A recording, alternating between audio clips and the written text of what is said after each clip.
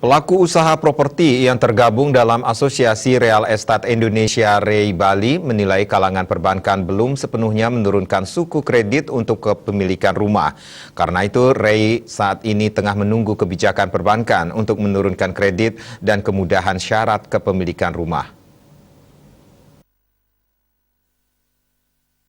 Ketua DPD REI Bali Igede Suardito mengatakan, seiring kebijakan kelonggaran LTV, FTV paling tinggi 100% atau DP 0% untuk KPR, pihaknya juga berharap perbankan menurunkan suku bunga KPR. Pihaknya mengaku kini menunggu bunga KPR bisa diturunkan, apalagi bunga acuan BI 7-day repo rate sudah turun.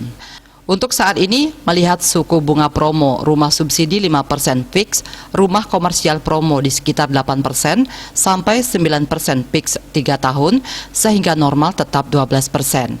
Pihaknya berharap bunga normal itu bisa diturunkan sampai 1 digit atau sampai 9%-an.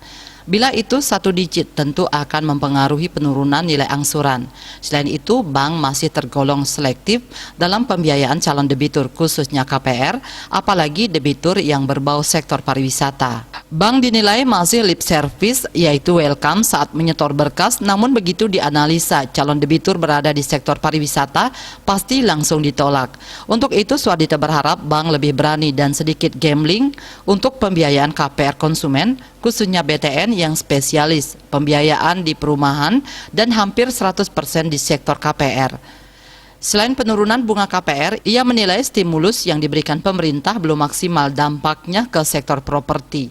DP 0% untuk membangkitkan sektor properti hingga saat ini pengaruhnya belum signifikan. Berbeda dengan ketentuan yang memangkas pajak pertambahan nilai atau PPN untuk pembelian rumah tapak dan rumah susun atau apartemen yang siap huni. Tapi menurutnya di Bali berbeda dengan nasional. Bali erat kaitannya dengan sektor pariwisata yang berpengaruh kepada perekonomian.